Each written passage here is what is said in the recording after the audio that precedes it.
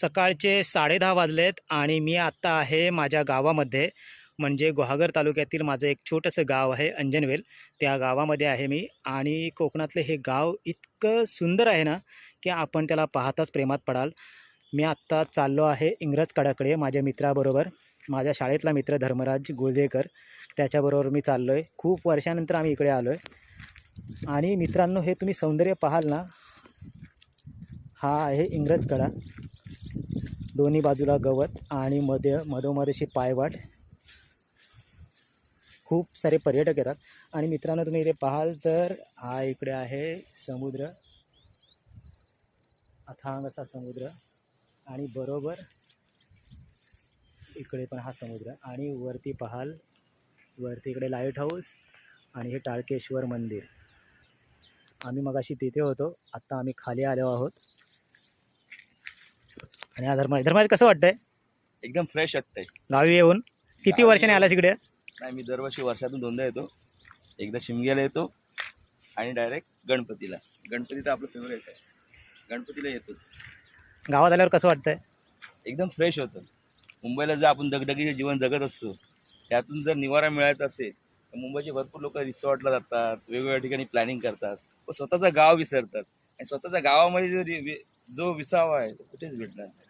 आणि आता तुम्हाला मित्र हक्काने यायचंय. तुमचं घर असू दे नसू दे, मित्र असू दे, जुने असू दे, कोणी असू दे, तुम्ही अख्खा गाव फिरा. तुमची 100 तुम्हाला ओळखीची माणसं भेटतील.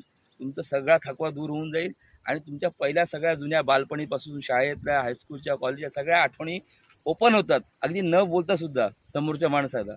तुझ्याशी मी बोलताना, मी बोलताना, एवढे दिवस आपण भेटतोय, बोलतोय रोज. तुला एक एक गोष्ट आठवते, मला आठवते.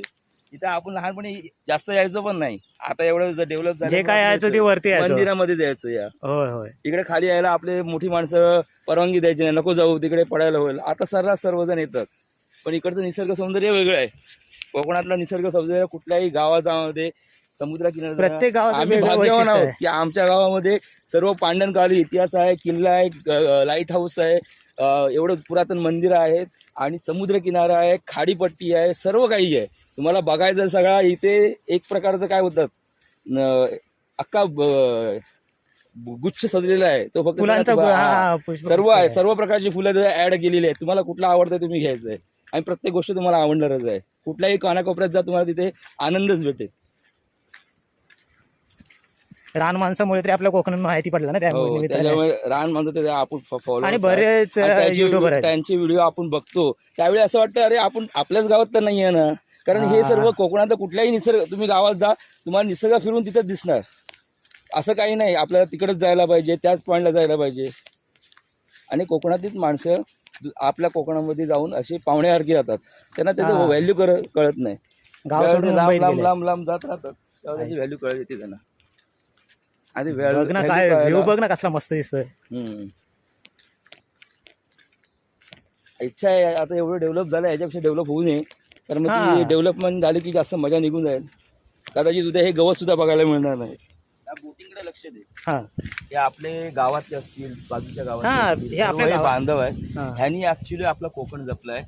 पारंपरिक जी मच्छीमारी करतात, ते पारंपरिक मच्छीमारी करून त्यांचं गुजराण तर होतेच, पण त्यांनी हा समुद्र जोपासला एक प्रकारे. तर ह्या समुद्रामध्ये असे भरपूर ठिकाणचे समुद्र जिथे डेव्हलपमेंटच्या नावात सर्व घाण सोडली जाते आणि त्याची सर्व माशांची पैदास वगैरे सर्व मारून आज आपण अजूनपर्यंत तरी भाग्यवान आहोत. आपलं ते भाग्य आपल्या मुलांना मिळेल माहित नाही की ह्यांच्यामुळे आपल्याला तिथे वेगवेगळे मासे खायला मिळत आहेत.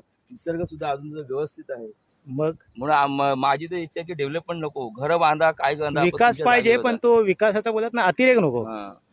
अतिरेक म्हणजे निसर्गाला तोडून विकास होत नाही, होतच नाही. मुंबईला तुम्हाला कितीही सुंदर लांबून बिल्डिंग दिसल्या तरी त्या फक्त दिसण्यापुरत्या आहेत, त्या खऱ्या नाही आहेत. होय होय. टेस्ट ट्यूब वेगळी आहे. सिरियसली.